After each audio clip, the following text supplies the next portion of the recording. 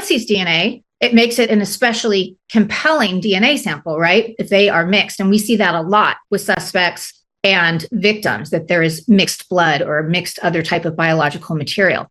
A single cold mathematical constant sits at the center of this hunt. It isn't a name, a date, or the 66-day count of her absence. It is a raw percentage, a precise ratio of human genetic material currently being analyzed inside a high-security laboratory in Florida. This is the microscopic debris left by the intruder, who breached her threshold, a man who left his biological history in her private space. He physically overpowered an 84-year-old woman, dragging her into the night, and has successfully eluded identification for over 66 days. The FBI is tracking that number alongside the world's premier forensic genealogist. Her latest clinical assessment is something no one was prepared to hear. The architecture of this disappearance is stark. Nancy Guthrie, 84, mother of national anchor Savannah Guthrie, vanished from the Catalina foothills. On the night of January 31st, following a dinner with her family, she was dropped off at her residence at approximately 9:45. She walked inside and crossed into a void. Nancy Guthrie has not been seen by another living soul since that moment. Investigators documented fresh blood on the front porch confirmed as Nancy's. They found the back doors propped open, suggesting a forced exit. Forensic data provided a grim timeline. At precisely 2:28 in the morning on February 1st, Nancy's pacemaker app disconnected. The digital perimeter failed even earlier. The doorbell security camera was manually or remotely taken offline at 1:47 a.m. that Sunday. By 2:12 a.m., software captured a fleeting human presence. Inside, technicians discovered biological material that violated the home's integrity. This wasn't the blood found on the porch. It was an internal deposit of foreign genetic material left by a third party. The DNA profile belonged to an unknown individual. It failed to match anyone who had legitimate contact with Nancy Guthrie. No family members, no domestic staff, and no authorized visitors could explain the presence of this specific biological signature. Sheriff Chris Nanos broke the silence on February 19th, confirming that the department is now pursuing advanced forensic hunting techniques. Pima County investigators are currently leveraging investigative genetic genealogy to force a match and identify the subject in the Guthrie case. When that news reached the scientific community, the professional response was immediate. Experienced genealogists viewed the case with predatory confidence. The consensus among experts was clinical. If you possess the kidnapper's DNA, this case is fundamentally solvable. We are no longer talking about a decade-long wait for justice. The databases are deep, and the technology works with lethal efficiency. The hunt relies on C.C. Moore, the chief genetic genealogist at Parabon Nanolabs, who operates with the precision of a digital tracker. Her record includes over 300 cold case resolutions built on nothing but raw DNA and expansive genealogical databases. She went on the record early, projecting total certainty before the technical complications of the sample were fully realized. If I were the individual who took her, I would be terrified because investigative genetic genealogy will eventually strip away his anonymity. Moore stated that if the suspect has deep American roots, the identification process could be resolved in minutes or a few hours. She had been monitoring the Guthrie investigation, waiting for this specific biological leverage to emerge from the forensic evidence. That was the outlook in February. By February 20th, the tone shifted as Nanos returned to the cameras with a different reality. The sheriff used one specific word that altered the entire trajectory of the forensic hunt. The DNA is mixed. We have recovered DNA from the crime scene, but it is a complex mixture of multiple biological profiles. The lab must now separate these strands, a delicate process that requires preserving evidence for eventual defense scrutiny. The sample recovered from the home was not a clean, isolated profile. It was a messy biological entanglement of two or more people. Genetic material from multiple individuals is fused together in a single sample, creating a microscopic knot that defies easy analysis. Nanos labeled it a biological puzzle. This complication could transform a potential breakthrough into a months-long laboratory grind. The forensic community immediately focused on one technical metric, the specific level of complexity within that genetic mixture. The answer, when it finally arrived, was more significant than any public statement made since the night of the abduction.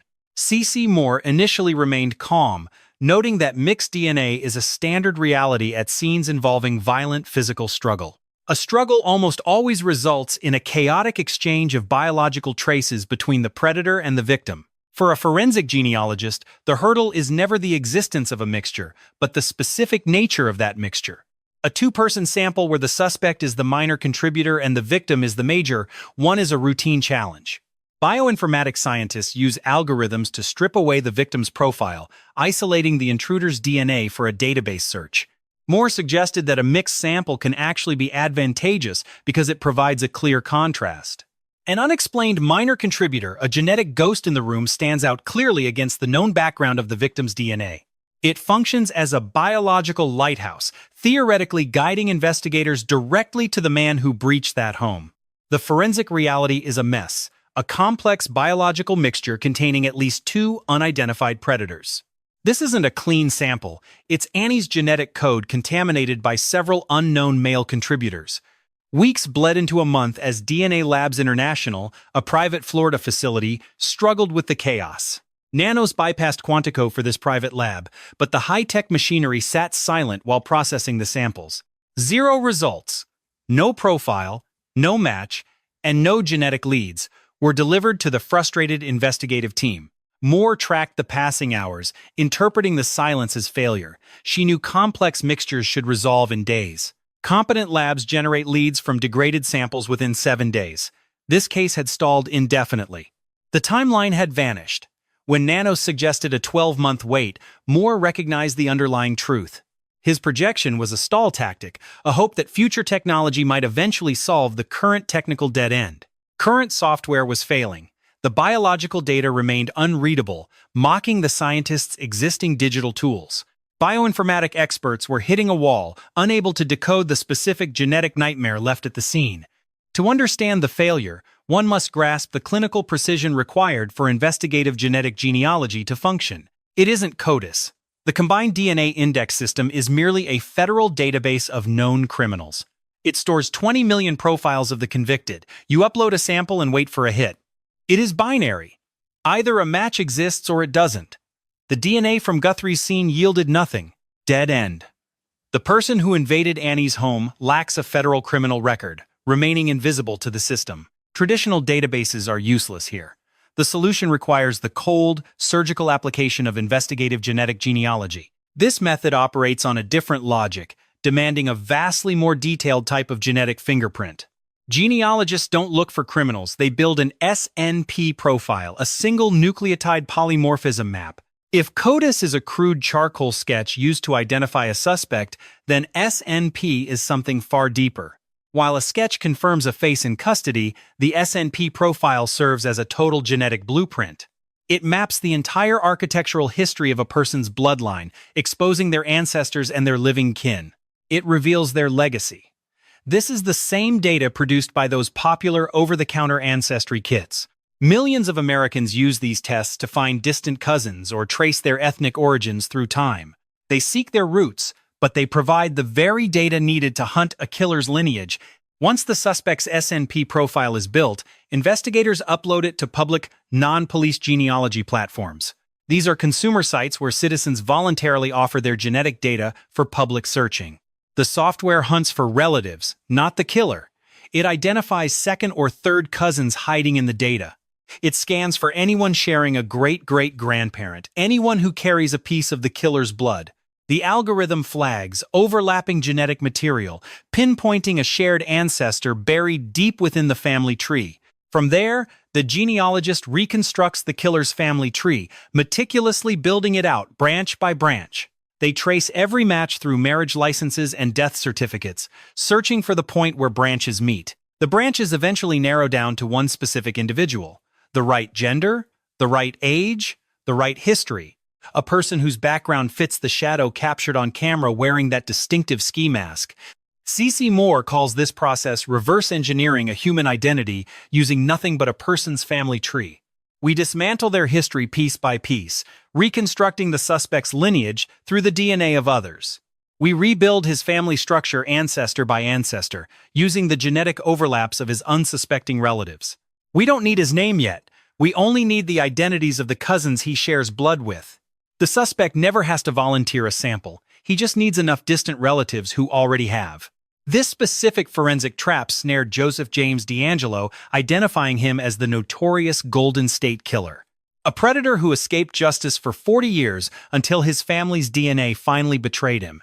It led police to Brian Kohberger, following a trail blazed by a single distant relative's DNA kit. The method is clinical, proven, and lightning fast when the biological conditions are optimal.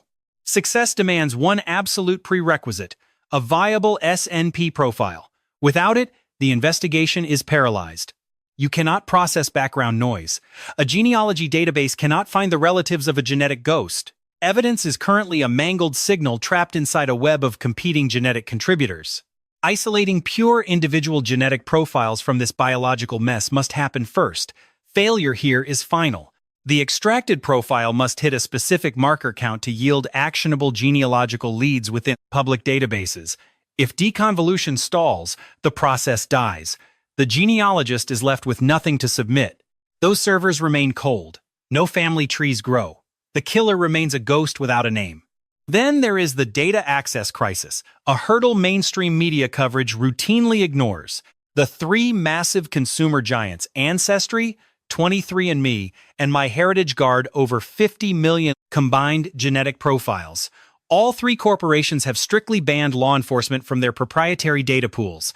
They have finalized an ethical business mandate. User genetic data is off-limits for criminal investigations. Experts like Moore state that even with a warrant, investigators face a brutal legal siege. These firms possess massive legal arsenals committed to data privacy, making forced entry slow and arduous. Accessible databases like GED Match, Family Tree DNA, and Moore's platform, DNA Justice, contain fewer than 2 million profiles combined. That is 50 million versus 2 million. Investigators are fighting a statistical nightmare. The bulk of the world's genetic data remains behind high walls that police cannot scale. The forensic search space is merely a sliver of the volume required for this technology to work across diverse populations. There is a second variable. Within that tiny pool of 2 million, coverage is severely skewed. Individuals with deep multi-generational roots in Northwest Europe are the only group represented in mass. Recent immigrants and families from Latin America, Southeast Asia, or Africa remain largely invisible. Those who avoid the consumer testing trend leave no genetic footprint for investigators to follow. Success hinges on two clinical factors: generating a clean profile and finding a relative in the pool. That relative must be among the 2 million people who opted into law enforcement access. Both conditions must be met for this forensic pathway to yield a suspect's identity. Colleen Fitzpatrick, a veteran genetic genealogist, provided a sobering reality check following Nye's disappearance. She wasn't leaking classified details. She was applying cold scientific logic to a complex forensic puzzle. Her analysis was intended to bring clinical clarity to an audience desperate for a quick resolution. Genealogy thrives on degraded DNA, but it hits a wall when biological samples are mixed. The perpetrator's material must be the primary contributor at a ratio of 90 to 10. Statistically, that sounds feasible.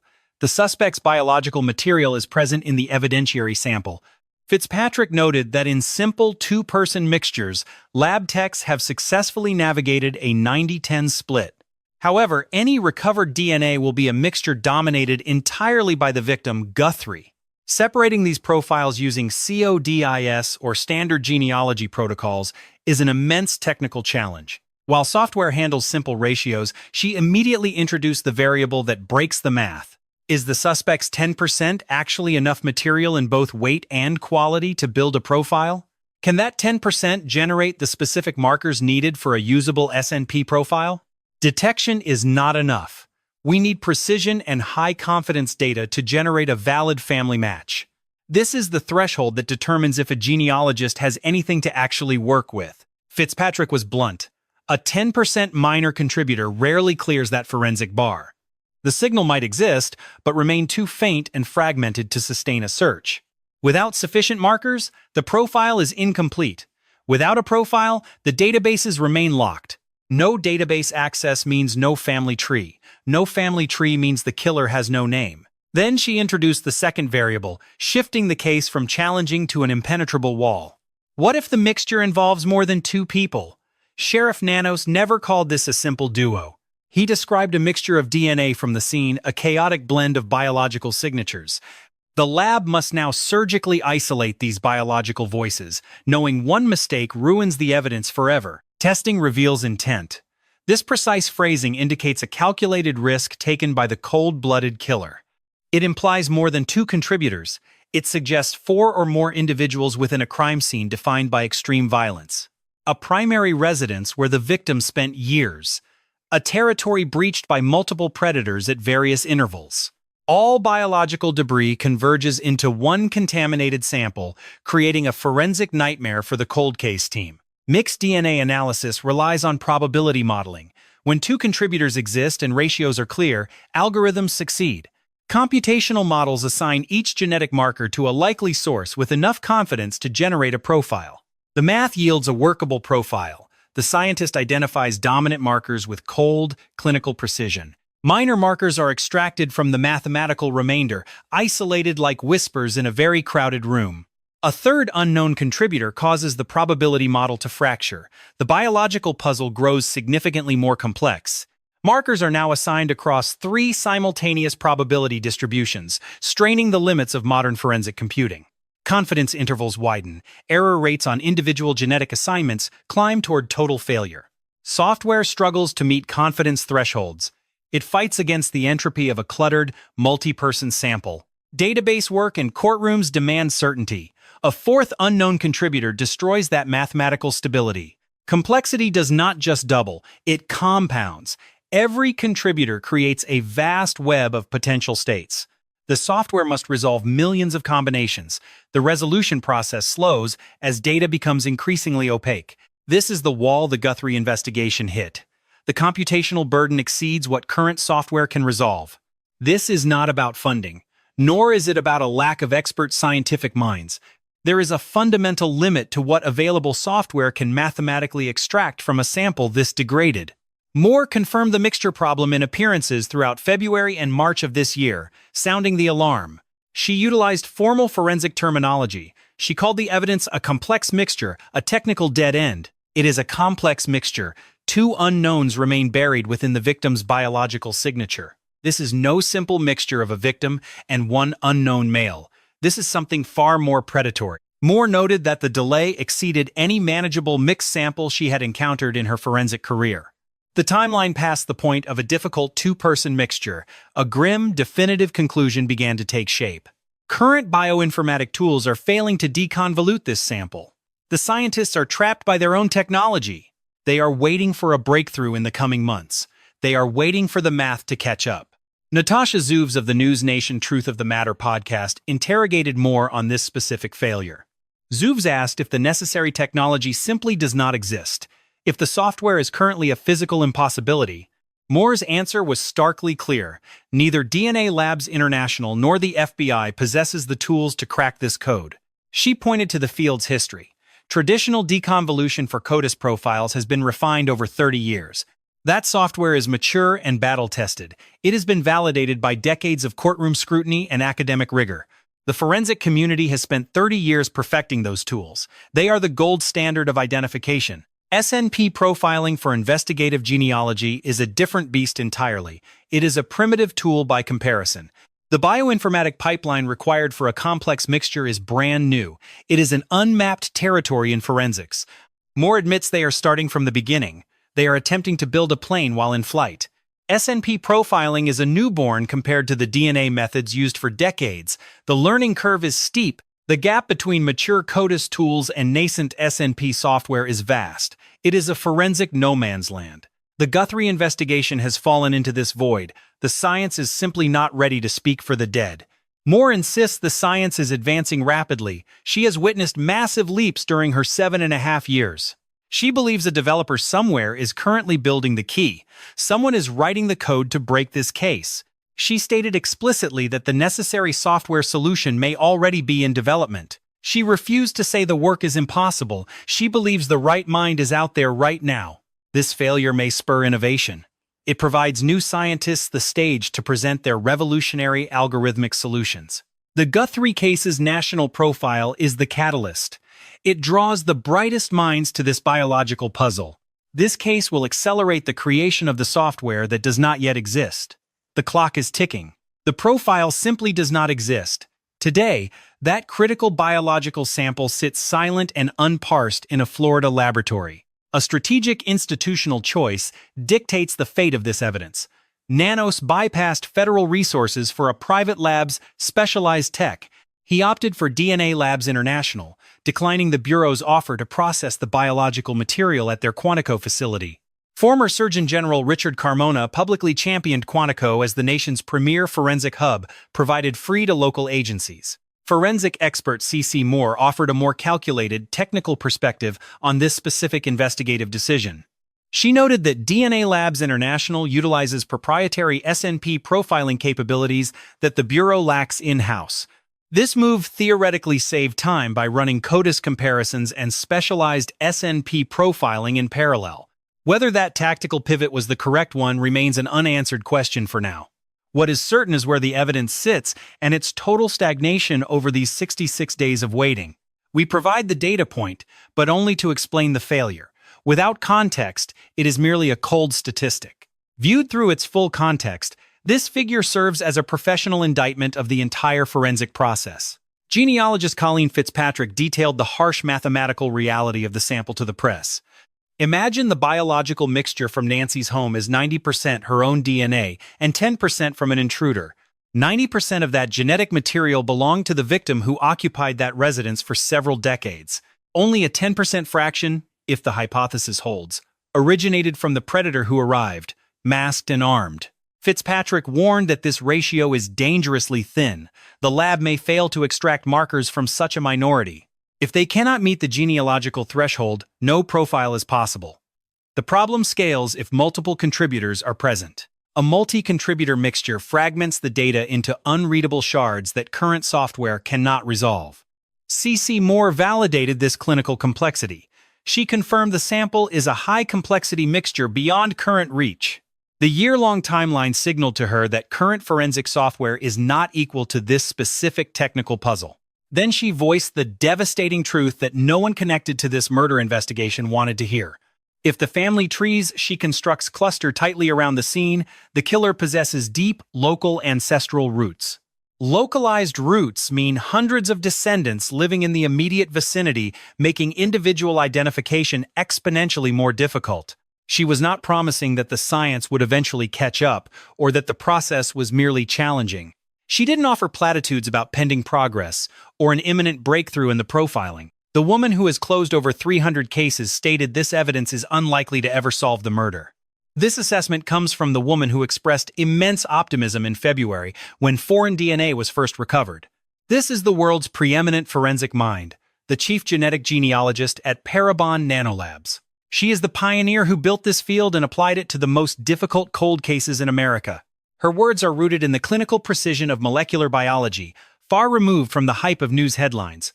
Her phrase, "pretty unlikely to ever be the evidence," carries a terminal weight that is impossible to ignore. The gravity of her statement is absolute. This is not a media pundit or a television legal commentator.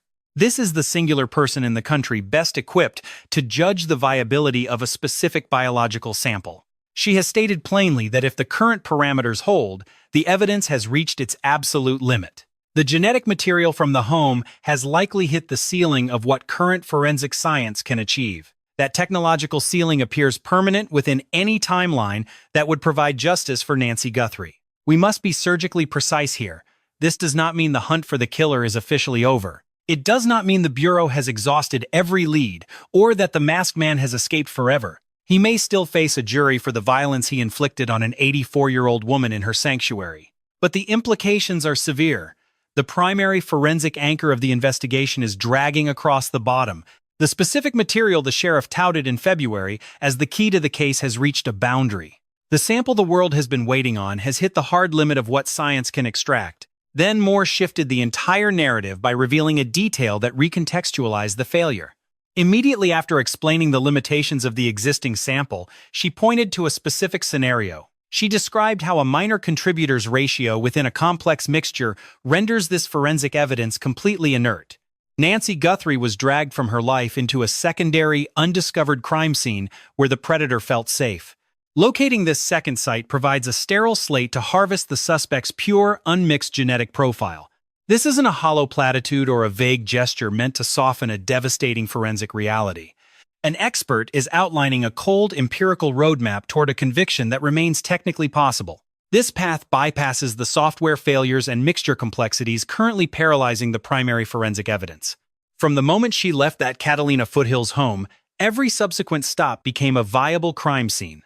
A getaway vehicle or a remote room each represents a high probability zone for the suspect's biological transfer. Any surface she touched during her abduction likely holds the predator's sweat, skin, or blood. These locations lack the suffocating biological noise of a home Nancy occupied for 60 years. The specific failure of the home sample is a matter of cold, undeniable forensic logic. Her DNA permeates that house not because of violence, but because of 6 decades of existence. Every minor cut and shed hair from years of daily life has saturated the entire property. Her genetic code is baked into the pillows, the mugs, and the very walls she touched. This biological fortress masks the signature of a brief intruder trying to hide within the victim's legacy. Analysts are searching for one foreign profile against the massive, overwhelming background of Nancy's own DNA. The suspect spent 40 minutes there, Nancy spent 60 years. That ratio protects the predator. A suspect's vehicle reverses the math, containing primarily his own biological material and known associates. Investigators simply subtract known profiles, leaving the kidnapper's genetic debris exposed and vulnerable to analysis. In these secondary spaces, his traces aren't fighting 60 years of Nancy Guthrie's biological history. That shift in environment fundamentally changes the laboratory's capability, a fact more stated on the national broadcast. Isolating a viable profile from the actual abductor allows for a hunt through investigative genetic genealogy databases. The expert believes a breakthrough is inevitable, citing the likely existence of a second or third scene. She had to be moved, and every transition point is a potential forensic trap for the perpetrator. Each site offers a chance to bypass the software limitations that rendered the house evidence useless. Moore issued a second directive suggesting the initial forensic sweep was critically incomplete. She urged a return to the Guthrie residence for fresh swabbing, even after the scene was released. DNA is chemically resilient, persisting on household surfaces long after the police tape is removed. A single microscopic rootless hair is sufficient to build a case using today's advanced forensic tools. She identified a frame of doorbell footage showing the suspect clenching a tactical bite-style flashlight. The intruder navigated the house with that plastic tool gripped between his teeth for 40 minutes. Moore's clinical assessment is simple. No one keeps a light in their mouth for 40 consecutive minutes. When he removed it, he likely transferred concentrated saliva DNA directly onto his gloved hands. Saliva is a forensic goldmine, providing the most reliable genetic signatures available to modern science. If he handled that light or adjusted his mask, he left a permanent biological signature behind. That material remains on unswabbed surfaces, waiting for technicians who know where the first search failed. The science is sound. The initial execution was flawed, leaving the killer's ghost in the house. Moore was explicit. The DNA is durable, and the suspect's profile still lingers somewhere inside. Family presence doesn't matter. Their profiles are known quantities that can be mathematically excluded from results. This forensic advice highlights a dark political shadow hanging over the entire Pima County investigation. Richard Carmona has accused Sheriff Chris Nanos of a fundamental and potentially catastrophic procedural error. Nanos allegedly declared the crime scene open before the lead detective finished collecting vital evidence. The move stunned the investigative community. Sheriffs do not typically override detectives on scene security. Protocol dictates every inch be photographed and tagged before the forensic perimeter is ever dropped. Carmona argued that the premature release of the house compromised the integrity of the entire search. Under intense scrutiny for the procedural breach, Nanos refused to yield and pushed back hard. Nanos stood firm, claiming zero remorse for every tactical choice made by his administration. He flatly rejected any suggestion of a compromised perimeter. He dismissed the mounting evidence of investigative negligence as nothing more than silly noise. Meanwhile, the Pima County Board of Supervisors reached a unanimous verdict, forcing Nanos to testify under oath regarding his professional record and his administrative failures. Even his own rank and file, the Pima County Deputies Organization, delivered a unanimous vote of no confidence on March 24th. Now, an aggressive recall campaign is gaining lethal momentum. Investigations by Fox News Digital and News Nation leveraged high-level department insiders to confirm a staggering breach of protocol. The lead sergeant overseeing the initial Guthrie homicide unit had never actually stepped foot on a murder scene as an investigator. This was his first murder case. On that entire initial response team, only one detective possessed more than 3 years of specialized homicide experience. Nanos remains combative, publicly shielding his hand-picked supervisor while pointing to past clearances. Yet these findings, corroborated by 2 independent national news networks, provide a grim paper trail of an investigation built on a foundation of professional inexperience. These are cold, institutional facts. They offer no verdict on Nancy Guthrie's fate or direct culpability for specific errors. Instead, they form a verified public record of the systemic rot discovered when the lights were turned on. This is what internal collapse looks like, reported by the very officers tasked with bringing Nancy home. These failures permeate the forensic landscape, serving as the toxic lens through which all evidence handling, scene integrity, and lab selections must now be scrutinized and doubted. April 7th, 2026. 66 days have passed since Nancy Guthrie vanished. Savannah Guthrie stepped back into the Today Show spotlight on April 6th, draped in yellow. Her first words were a professional mask. "Good Monday morning to you." She pivoted to global conflict, reporting on a tentative Middle East peace treaty while her own family was at war. April 6th, Rockefeller Center. For the cameras, she was home, but the facade crumbled once she stepped outside, into a sea of supporters, where the weight of her mother's ongoing disappearance finally broke her composure. The hunt continues. Pima County officials call the current phase refocused, a polite term for stripping in the original 400-man force down to a skeletal specialized task, and force designed for the long, cold haul. Federal agents are still on site, processing a dwindling stream of intel. The official line remains unchanged. They will not stop until Nancy is found or the trail goes dead. A blue latex lead evaporated. The glove discovered 2 miles out, initially thought to match the kidnapper's tactical gear, belonged to a local kitchen worker with a solid alibi. A dead end. The forensic puzzle remains unsolved. That chaotic DNA mixture from the Guthrie residence sits stagnant at a Florida lab. Static and noise are filling the void. TMZ reported a bizarre communication claiming a sighting of Nancy across the border in Sonora. The tipster's message was blunt. "I know her location. I know the abductors." Clock's ticking. That was Tuesday. Today, the forensic deconvolution of the crime scene DNA remains a failure. No SNP profile exists. No genetic matches found.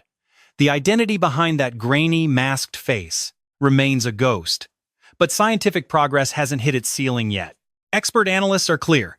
A secondary scene wherever Nancy is held likely contains pure, uncompromised biological evidence, free from the degradation found in the home.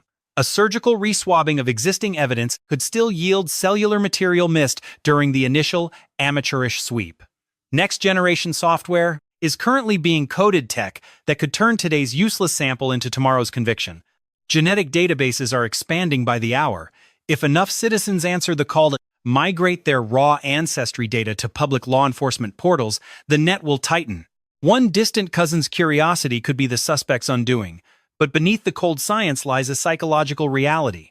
This wasn't a random glitch in the universe. Someone, somewhere, is holding a secret they can't keep forever. This predator didn't just manifest. He executed a calculated tactical assault using intimate knowledge of Nancy's perimeter and her daily rhythms. He equipped himself with a specific sidearm and a high-retention holster, a 25-liter Ozark trail pack from Walmart, heavy-duty tactical gloves, and a specialized bite light. He maintained a full balaclava for a grueling 40-minute breach. This degree of premeditation is never blood and silence. Someone watched. Someone sold the tools. Someone heard her. Nancy Guthrie vanished into a forensic void that federal investigators have yet to bridge with any concrete data regarding her status or the predator involved. $12,000 is the current valuation for data on this unidentified organized predator. Attorney Michael Huppy has escalated the valuation of the truth by an additional $100,000. 66 days. 1,584 hours of absolute silence since she vanished into the predatory void of the night. 66 days. This clinical forensic countdown is not the only metric that matters here. We must account for every witness currently hiding behind a thick, cold, and highly impenetrable wall of silence. Latent prints on unswabbed surfaces and hidden secondary locations still harbor critical, unseen, and strictly clinical-grade cold biological evidence. Genetic database profiles represent a clinical bridge to the suspect's specific biological lineage. Mass ancestry uploads increase the statistical probability of a definitive, forensic, and clinical breakthrough occurring soon. Justice requires the right data hitting the right investigator's desk at the exact terminal moment. Biological material recovered from Nancy's residence remains the primary forensic hope for a total analytical investigative pivot.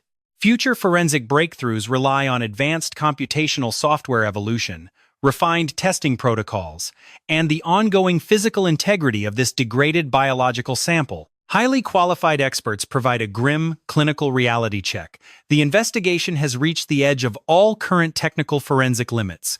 This isolated biological sample remains unlikely to provide the clinical clarity required to close this case. The investigation hasn't stalled. It has simply reached a temporary and frustratingly narrow forensic analytical pathway that has currently yielded nothing. Investigators, genealogists, and Nancy's grieving kin remain locked in a cold, relentless, systematic, and deeply analytical search for the hidden truth. Somewhere, in a lab or a database, the killer's true forensic identity is still waiting. The disappearance of Nancy Guthrie represents a total forensic dead zone, suggesting a sudden, violent disruption of her established life patterns. She is a mother and a grandmother, a vital biological anchor for a family currently enduring profound psychological disintegration. A neighbor and a friend, her absence has fractured the communal psyche, leaving one unsettling and unanswered question: where is Nancy? Forensic assessments and specific quotes remain tethered to verified data, while the clinical presumption of innocence is strictly maintained. This forensic breakdown analyzes the evidence surrounding Nancy Guthrie's disappearance. Federal agents monitor incoming data streams for any concrete psychological fracture or physical breakthrough that might finally explain her terminal trajectory and identify the violent offender who still remains active.